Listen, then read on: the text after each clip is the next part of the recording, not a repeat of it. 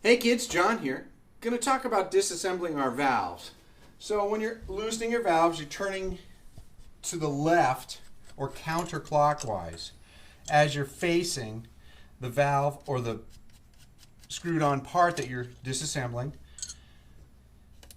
So on the bottom, you're still turning counterclockwise as you're looking at it. So if I'm looking at it, I'm turning to the left. So lefty-loosey, righty-tighty. That's our saying. Now let's say, for instance, you've got a valve that won't come undone. Either the bottom cap or the top cap just won't come undone. And you try and get it and you just can't get it. First step, get yourself some type of cloth that's got some grip. Maybe a leather swab, one of Tim Went's great swabs that you can clean your lead pipe and tuning slide out with. And if you can't, I can't get it loose. There's one more step that you can do. Now, do not use a pair of pliers on the valve. If you try and get in there, first thing is you're going to scratch the horn up really bad. It's not going to be a good scene. The other thing I know people like to try and do, dads love vice grips. Dad, no vice grip. No vice grip. Because you can put so much torque on this that you're going to ruin the threads, or you can even twist the valve block a little bit. And if it does finally give, you're probably going to knock it into something and break things. Don't use a vice grip. Bad idea. What you can use is you can use a very thin screwdriver. And there's notches. In these things, there's these little teeny grooves in here. And what you got to do is be very careful. Do not use a hammer. If you've got a wooden hammer, great. But just use like a stick, and you set the thin screwdriver in one of the grooves. Tap it and see if it loosens it up. And I would say, and you're going to mark it up just a little teeny bit. It's going to make a groove in there. But you get it at an angle so you're driving it left and it's nice and loose. Okay? Don't get a bigger hammer. Not a good idea. So that's how you can loosen those things up. Now, to disassemble, and what I've done here, just so you can witness, I've put it up against a wall so that when I tap it, it doesn't move. You want this to be as stable as possible, okay? So now, to disassemble the valve, the first thing we take off is the top. Now, if this is stuck, you've got to have, again, a couple things to hold. This is where, if you're desperate and you don't want to spend the money, you can take your swab, you can wrap it around the stem here and get a hold of it with the pliers just to hold it. So you've got a better torque to undo this. And then that'll come loose, okay? But all you're doing is trying to hold it. You do everything you can to not mark it up, okay? So you take this off and do maybe one valve at a time, because if you start mixing up parts, your porting could be off when you put the wrong pads back on the wrong valves. I highly recommend either keeping them very separated or doing them one at a time. So we've got the top cap off, and then we take this off, and then you've got this pad. So slide that out. Now again, we've got, and I don't know if you can see it in here, we've got a number on this stem here, 3. And there should be a number here as well, 3. So these components are marked. That tells me this has been aligned. This valve is meant to stay together, these parts, with each other. That's why I say each valve, assemble them separately. Again, here we go. I've got no torque here. I have little teeny grooves on here that I can get a hold of and try and turn. Again, this maybe gets it, and if you have to, once again, lay a cloth over it, get on the grooves, you can feel them underneath, set your pliers on there, and very light pressure, don't turn the pliers, hold the piece and turn the valve. That way you're not applying pressure on and trying to turn the threaded part. So now we've got it disassembled. Now here's the tricky part. my spring is going to want to come out. All right? So be careful where that goes. This is going to go all over the place because it's a spring. If you've ever played with a slinky, they kind of go places. Now, we have the valve guide. Some of them will be plastic like this, and some of them will be brass. And the way to get the valve guide out is you have a fat side and a skinny side. And what you need to do is slide it up to the top, and at the top you can see there's a opened up hole. So when we slide it up, it goes into the hole, then you turn it, and then you can pull the plastic piece out. Okay?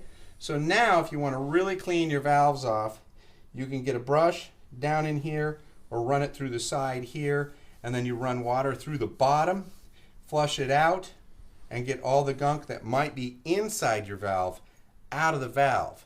Scrub it off real good, soap and water, brush it all out, and then reassemble it. Again, I highly recommend one at a time. So now we have to reverse engineer or go backwards and assemble it. So again, I have a skinny side and a fat side, and you have to kind of figure out which one's which. All right? So I've got to figure out how this goes back together. So I slide this through, and it's a lot of fun. And this is where, again, if you drop your parts, you have to find them. This is fun.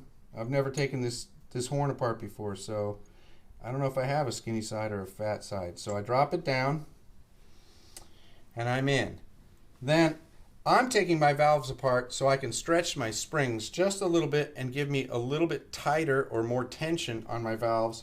So what I do is I take my spring and I just pull it apart just a little bit, a couple times,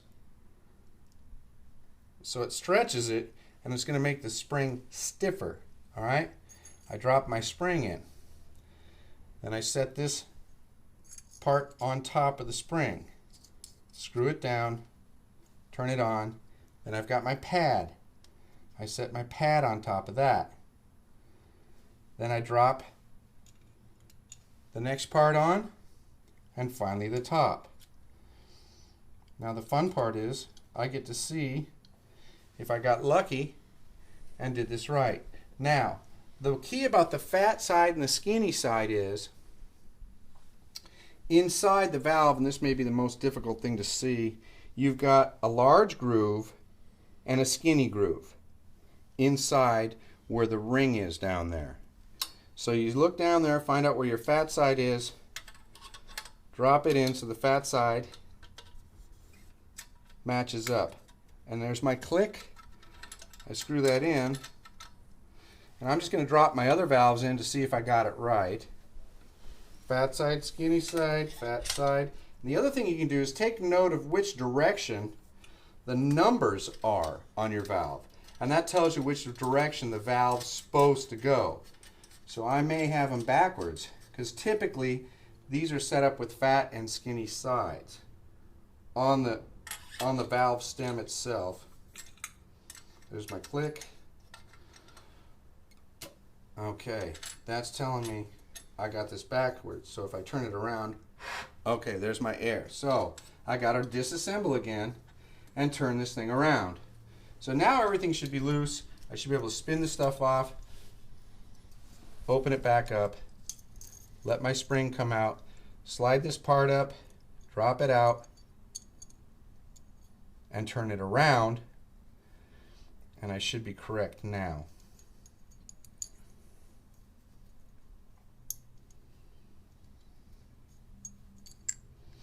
The other thing is this valve has a top and a bottom on these little valve guides. There's a cup. It forms a cup, and you want the cup to hold the spring. The spring sits in the little cup there. There we go. Top on. Valve cap. Button. Alright, now fat side, skinny side, and my numbers facing back towards me as a player, like the other valves.